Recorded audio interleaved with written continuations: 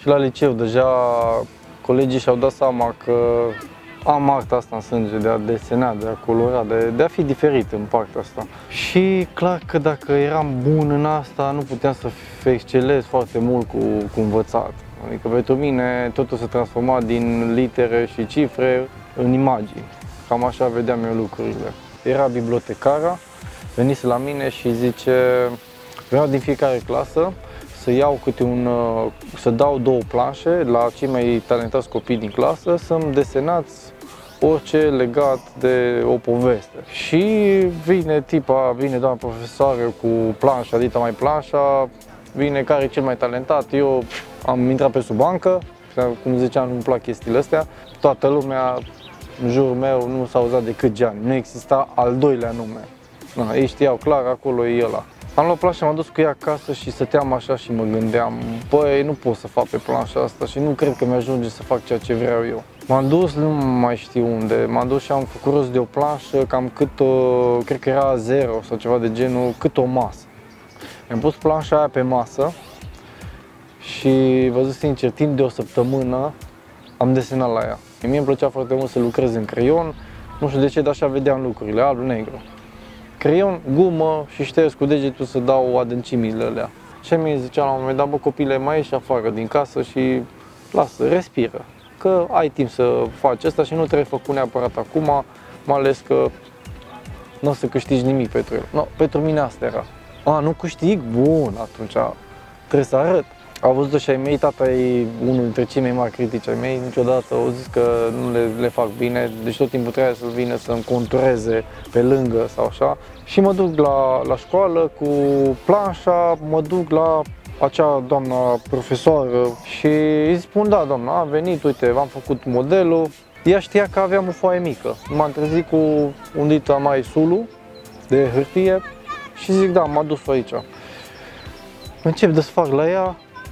Bibliotecara, nu știu, cred că primele 5 secunde, parcă și timpul așa se oprea încet. Îi se oprea inima. Pa. Se uită la el și zice, e foarte ciudat să spun că nu cred că l-ai făcut tu. Asta a fost reacția ei. Zice, no, bun, în cazul ăsta, eu nu am cum să mai pun asta în bibliotecă. Asta trebuie să ajungă altundeva. Și am zis, păi ți-am zis că da, am făcut-o să ajung în bibliotecă, unde vreți să mă duceți? Păi nu, că n-ai înțeles ideea. Asta va rămâne la cancelarie, pentru că e o lucrare foarte frumoasă încât trebuie să fie pusă bine, a zis ea. După 15 ani, după ce am terminat liceul, să vedeți culmea, am întrebat-o, i-am prins un moment și am întrebat-o, mai știți acel tablou care l-am făcut eu? Da. Mai există sau l-ați aruncat? Și râdea și zice, nu, hai să vezi unde este. Clar, m-am dus după ea și asta era prinsă în laboratorul de istorie. Și cred că și acum, tot acolo este.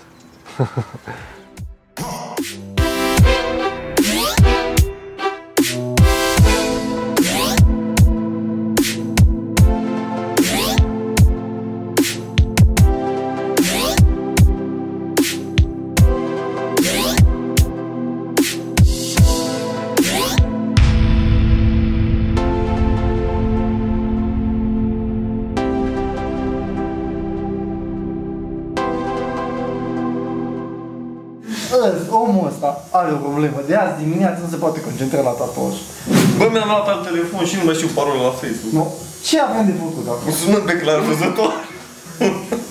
Sună. Dă numă, nu vreau că o sun. Clar văzătoarea predicătoarea. Să mântuiești, să-ți leagă farmece, să n-ai nevoie. Sună atunci pe mântuitoarea Izabela. Izabela. 0758. Alo? Alo, să rămână doamna Izabela? Bună ziua! Da. Am și eu o problemă mare, nu știu dacă dumneavoastră mă puteți ajuta. Nu e la mișto problema mea, deși poate sună la mișto. Nu mai știu parola de Facebook. Și vreți să ți aflu eu? Păi dacă mă puteți ajuta. Oarecum. Costă o cartelă de 6 euro. Costă o cartelă de 6 euro. Și cum o să aflu eu după cartela asta că dumneavoastră îmi dați mie parola? Dacă vrei și ai încredere, dacă nu, nu, treaba ta. Păi eu n-am încredere nici în mama. Și să fii sănătos. Spune-mi, te rog, ultimele... 6 euro? 6 euro. 6 euro? Give me just 1 second, I'ma take you way back when I had no help though. All I had was a dream and a pen though. Only one that I would ever depend on is the man in the mirror I see him. Pain came through the rhyme I see them. E Boca. Acest preot al bucătarilor, să zic așa. I can sit there, never been timid, my friend. Sound like just let me begin. I still remember every difficult moment. So how in the fuck could you judge me? I would take $35 to go and record. Middle of Baltimore, I'm from the county. I'm not familiar with my new surroundings. Honestly, I don't like people around me. And that shit fit it for the proper mix. I'm tired of stressing over basic shit. I couldn't take it. Bă, omul ăsta e super minunat. Îmi place cu el să lucrez, că eu intru în lumea mea, încep să lucrez acolo și încep să-mi crez lucrurile. Și omul mă resuscitează. Am momente poate că adorm în visele mele, adică mă duc prea tare în vise și nu mai apuc să vorbesc și ăsta te resuscitează pentru că are întotdeauna glumele la el. Deci e un om extraordinar. Chiar îmi doresc să lucrez și mă bucur când apare aici. Yeah, we just keep going in. Fuck a hut, let's do it. Look. Primul tatuaj mi l-a făcut pe vremea când Gianni lucra în alte, lucra singur, mai avea un job. Am căutat foarte mult în Sibiu să-mi fac un tatuaj, că era primul tatuaj, nu eram hotărât ce să-mi fac, unde să-mi fac, să fie ok. Și am dat de el, un tip super ok, am mers la el la salonul care l-avea pe vremea aceea, ne-am înțeles foarte bine și am devenit mai mult decât un simplu client de-a lui.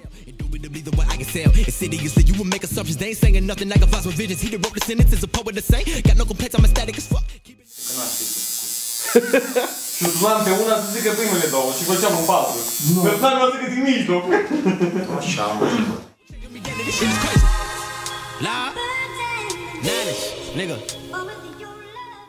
I-am făcut un tatuaj acum 5 ani de zile și pe mine asta mă încântă. Adică, ok, eu sunt bucuros și când termin un tatuaj așa, dar pe mine când se întoarce omul după 5 ani de zile, după nu știu câți ani de zile și se întoarce și nu și-a mai făcut în altă parte și vine tot la mine să-și facă un tatuaj, no, mai mult atâta n-am ce să zic. Deci asta înseamnă că munca mea dă roade și oamenii sunt mulțumiți.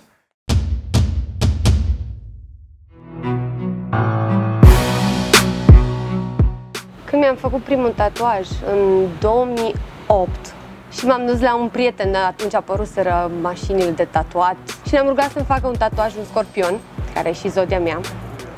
Și după primul tatuaj, țin minte că eram entuziasmată de chestia asta cu tatuat, cu durerea. Cred că am început să, nu știu, am început să simt o chestie plăcută pentru durerea de ace.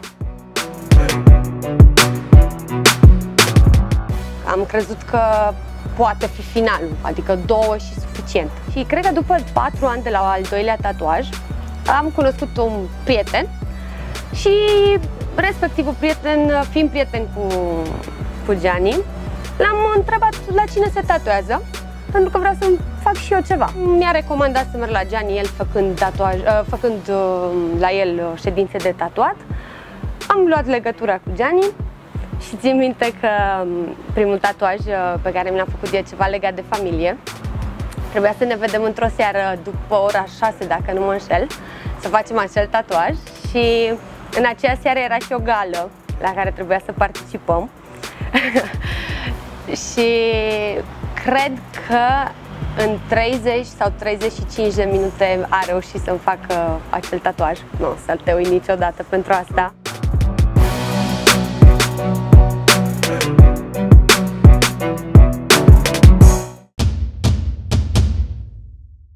Eu sunt din Mediaș. Am făcut școala aici la Sibiu, m-am întors în Mediaș, m-am reîntors în Sibiu, am fost pe litoral, în afara țării n-am lucrat, sunt naționalist. Eu sunt bucătar, frate, nu șef și de alea. Eu sunt bucătar de la ce face chifteale și treburi de alea. Păi mai mult decât casa mea aici. Eu aici petrec 75% din viață, făcând de mâncare, grătare. Ce le place la român? Carne multă. Carne multă.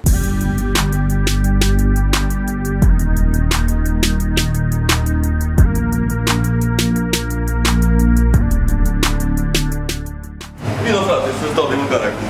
Cine-i pus tu aici? Hai mă că nu mor, mă. Măcar un pic să te doară și pe tine, cum a durut pe mine când mi-ai făcut tatuajele. Îți curge din cameră? Da. Trebuie să ieșiți când curgi mâncare, eu trebuie să zici.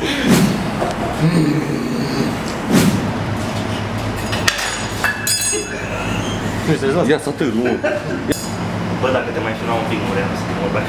Ce, că îți curge din gură? Da.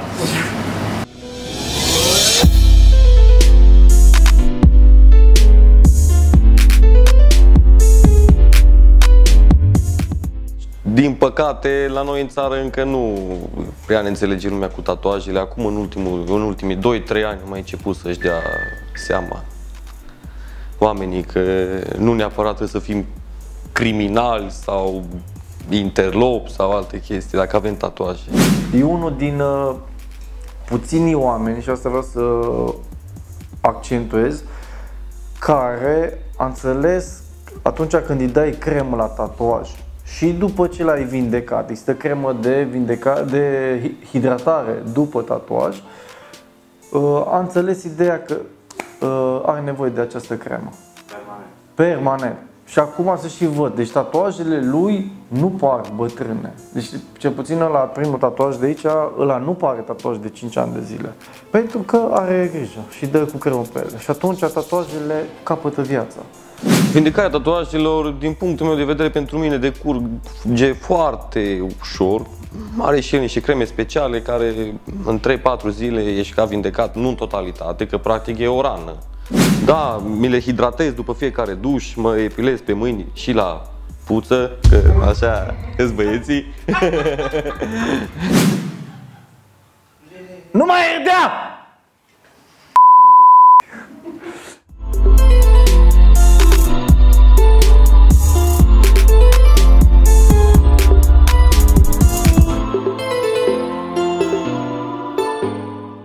Planuri, următorul tatuaj mi-l fac pe piept. O să fac o linie de puls și în capătul ei cei 7 pitici care pompează. Hai ho, hai ho, suntem pitici mișo. Cum mă văd la 75 de ani? Sper să fiu senil. Da? Să fiu sănătos. Da? Tatuaje o să am, cred că la 75 de ani, marea majoritatea corpului. Probabil fac și la puță, nu? Da. O să-mi tatuez un os. Aia ar trebui să mi-o tatuez parola de Facebook ca să nu mai am probleme cu vrăjitoarele. Da. Prima dată am început cu ăsta, acum câți ani? Vreo 4-5 ani. Nu știu exact nici. Aici era mare dragoste, nu prea pot eu să zic mult, ăsta știi mai mult, da? Aici tema am ținut-o legată de bucătărie. După aia, care a mers cu el? Năframa. Tanti cu năframa. Tanti cu năframa, da.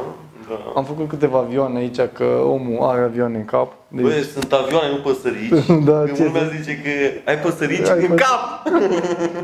Asta sunt eu, practic, pe lumea cealaltă. Pe lumea cealaltă și... Te ține, da, îl ține cu balonul. De ce am făcut balonul roșu? Că nu mai știu. Mi-a plăcut foarte tare să fie de efect. Atât. Multă lume când mă întâlnesc cu ei, băi, frumos, așa, a doua, a treia întrebare e care e costul la un tatuaj. Pe mine nu mă interesează care e costul unui tatuaj. O să ai tatuajul tot timpul, o să-l porți, nu ai cum să te scapi de el. Bine, mai sunt cazuri când, da, faci un cover peste el, dar nu ar trebui să te intereseze costurile unui tatuaj.